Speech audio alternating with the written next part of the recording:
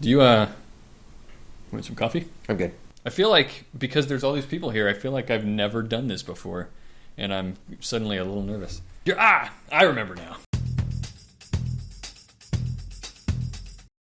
Hey everybody, your friendly GM Bobby here with another episode of Ask Bobby. I've got my special guest Ryan Reynolds here. He's an old friend of mine and co-host with me on BUFFOONS, the vampire podcast. I've told you guys about that before, so glad to have you. Thank you. So we're going to answer some questions like we always do, but first I got a couple of things that I want to mention. Get out of the way, some Shadowrun type news. Okay, I'll just sit over here. Ray, the Teutonic Overlord Regal of the Catalyst demo team, and he asked to see if I could ask people, they need volunteers to help run games at Gen Con. So if you're interested in volunteering, go ahead and contact them. He said that there's a post on the Shadowrun tabletop forums that if you want to volunteer, you go check out over there. I'll put the link somewhere. Right there. Exactly right there.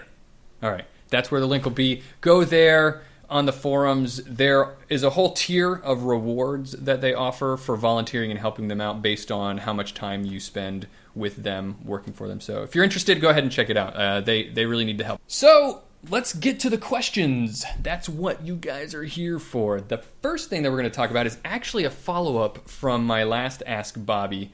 Last time I was with everyone, I got a question about special snowflake type characters. So like min-maxers, munchkins, that kind of idea? Or I think you could probably consider that a type of snowflake character, but really I think what the question was addressing was centaurs and pixies and whatnot. Mm-hmm. It's not just about that, but that's like the quintessential thing that people think about in Shadowrun, like, oh, I'm going to play the super special, out-of-the-ordinary character that's like a pixie who works for Aztechnology and is the daughter of the president of space. The question was, what do I think about that? Mm-hmm. And do I think it adds to or takes away, or what's my policy as a GM on special snowflake type characters? Now, the reason I'm addressing this again is because my answer was basically in a nutshell that I don't think that those types of characters work well in Shadowrun, because I think essentially Shadowrun is this system about people who are nobodies. There was a lot of pushback on what I said because a lot of people said that they felt that snowflake type characters fit perfectly into Shadowrun, and I wanted to clarify. I actually had a much longer, more nuanced answer than what I gave in the video, but I cut it down for brevity, so it may have been kind of misunderstood what I was trying to say. And I totally understand why people pushed back on this. This is kind of a really deeply personal question for a lot of people because, we were questioning whether or not their characters are appropriate for Shadowrun or not, right? So that's kind of like questioning your character. I was actually more talking about Mary Sue type characters, and I apologize, I didn't use probably a more clear term that people would have identified better with. So a Mary Sue character it's a type of character that has like really unrealistic abilities and kind of can do anything. They could do anything and get out of any situation. Yeah. And you know what exactly a Mary Sue type character is the main character of the Shadowrun SNES game. Yeah, well, yeah. That is a Mary Sue character. He was a shaman, a decker, a street Sam, and an everything, and he could do anything. And so that's the kind of character I was talking about. I don't think that they fit well into Shadowrun because Shadowrun is about struggle and barely making it through. And I mean, if you loaded them up with cons. Yeah, and that could actually work. Yeah, if you had kind of cons and disabilities and stuff like that kind of hindered you. Like whenever you used one of your special abilities that you wouldn't normally have, you end up like having a chance to wild magic or something like that. Like something really bad happens whenever you take advantage of your superpowers kind of thing. Exactly, and that could work actually, and that leads me really well into the next point I was going to make. The biggest thing that you need to do if you're going to play these types of characters is you need to be talking to your other players and your GM, and everybody just needs to be on the same page about it because you're not playing this game by yourself, you're playing with other people, and that's exactly why most people have such a bad reaction to these types of characters, is because you take the spotlight away from everybody. But if everybody's on the same page and everybody agrees to it, then there's no problem. Well, it's like you always say, you can't spell Shadowrun without team. Exactly. So our first question comes from Count Domar on YouTube, who asks, question on Deckers and Riggers working in a Matrix dead zone. If you are in a zone that has no Matrix connection, can you still use wireless devices? And if so, can you still use the cyber deck to attack them? And what about riggers and their drones and RCCs and whatnot? This is a really good question. I wondered this myself early on in my GMing is what happens if you're like out deep in the Redmond Barrens where there's little to no matrix connection. And I had to research a lot on this. And it really helps to understand how the matrix works in Shadowrun. It's kind of like an emergent system that comes from a bunch of connected devices wirelessly communicating with each other and creating this network of devices. There's no like ethereal matrix that exists outside of these devices. So if there were no devices, there would be no matrix.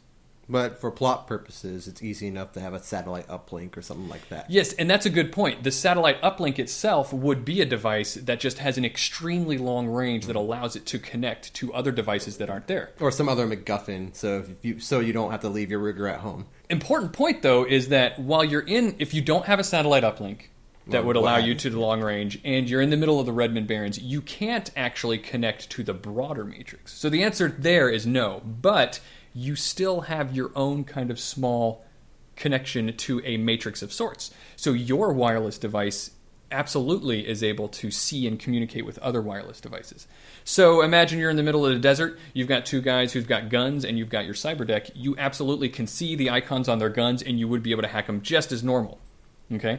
The only thing that you have to worry about, the caveat, is if you have any devices with wireless bonuses that require connection to the matrix, like a smart gun system, for example, it explicitly states in the wireless bonus that it communicates with the matrix to get like weather information and wind speeds and all this kind of stuff to compensate. That wouldn't work because you have to be connected to the larger matrix. But if the wireless bonus does not require that, for example, some types of cyberware, like the internal air tank has a wireless bonus that doesn't matter, stuff like that, or weapons that have wireless bonuses that allow you to turn them on and off with a free action. Those work just fine, and because it's just device-to-device communication. The next question we've got is our final question, and actually is about my background in Shadowrun, so I'm going to kick you out and get another special guest that I've got here who can better do that. So thanks, Ryan. And check out Buffoons, the Vampire Podcast. Malarkeytv.com. Yeah. I'll put a link in the notes. So we've got Aaron Johnson here. He's actually also on Buffoons, the Vampire Podcast. Sorry, I'm making all kinds of noises with this vinyl. So the next question comes from Mathisius on Patreon. Remember that patrons over on patreon.com/complexaction get their questions. They have priority on the Ask Bobby segments. His question is, how did you come into the Shadows? I want to know your intro to Shadowrun and perhaps other systems and why you stuck with it. And that's why I brought my friend Aaron Johnson over, because you and I have been friends since, how long have we been friends? 1995. 1995. 5th grade. Yes. And Devon Forest Elementary. Go Dragons. He's the first person I ever played a role-playing game with, so he's perfect for answering this question or helping me answer this question. Do you remember what the first game we ever played was? I went to the Green Dragon, which is a game store in Goose Creek, South Carolina. I passed by this Shadowrun 2nd edition book all the time, walking to and from the Battles Tech section. And it just sort of intrigued me. The cover art was really interesting. And then, eventually I picked it up and looked inside of it, and the artwork really interested me. And this was over the course of several months. And then finally one day, it was expensive. It was like, what? At the time, how much was it? Like 20, 30, 40 bucks, which was like 50 bucks today. It was really expensive. Yeah. I was a kid. So I told my mom, finally, I got to have this book. And she bought it for me. And the thing about it was, I read it like cover to cover that night. But I didn't really know much about role-playing, and I was kind of embarrassed to bring it up with you guys. So I had the book for months, probably about 6 months, and I kind of was afraid to talk to you guys about it. Do you remember how you kind of had a sort of gateway game that you had us play? Do you remember what I'm talking about? I think, let me tell you, I don't remember this is the first role-playing game I ever played. We played one session of it. Teenage Mutant Ninja Turtles role-playing game. You know why? Because Robbie was the key. So actually, yeah, so Robbie had the TMNT game, and he was actually the first GM, I guess. Is that true? Because I never owned the TMNT game. Did you own it? I think Robbie owned it. Well, maybe, now that you mention it, I don't know who ran the game. All I remember is that I played a mutant dingo. Yeah. The way I remember it is it was kind of like a bait and switch. You were like, this is Teenage Mutant Ninja Turtles. They gotta love this, right? And then here you go, oh, look, this is role-playing game thing. And then you like opened up your trench coat and you're like, well, if you like that. Well, and I'm sure I was probably really casual about it. Like, well, if you guys like this game, I just happen to have this other game if you want to try it. Look, there's magic and guns. Yeah. Well, that was what sold it for me. And so here's the other thing, guys. Here's a little inside information about Bobby here. He used to never, ever, ever GM. He hated GMing, and I was the GM, always. That's my introduction and experience with Shadowrun. The reason, why do I... So you also asked, why do I stick with it? I don't know. I feel like Shadowrun has always been that game that anytime I need something from a role-playing game, like Shadowrun can offer it because of the setting is so... Not only is there that hook that you're playing in a world that you understand and are familiar with, our planet in the future, but... Like, if you want fantasy, then you just play in a jungle with fantasy-type characters and have more of a focus on magic. If you want real hard cyberpunk, then you're in, Seattle streets, and, you could do anything. I hope that answers your question, Matt Theseus. You've asked a lot of them, and I always like answering. Let's go. Speaking of Ryan, we're going to close it out. Come on over here.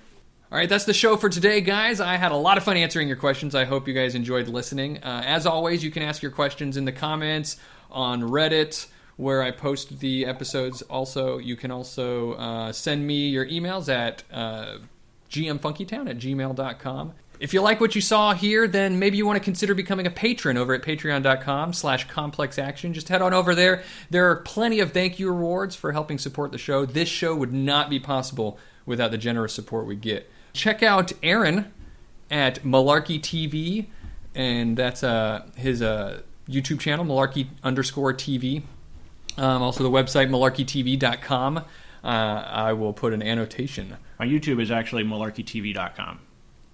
DOTCOM. He's also in the Buffoons, the Vampire Podcast with me and Ryan, where we talk about Buffy the Vampire Slayer every week. Available on iTunes or wherever you get your podcasts. So, from me, from these guys here, thanks for watching. Bye-bye.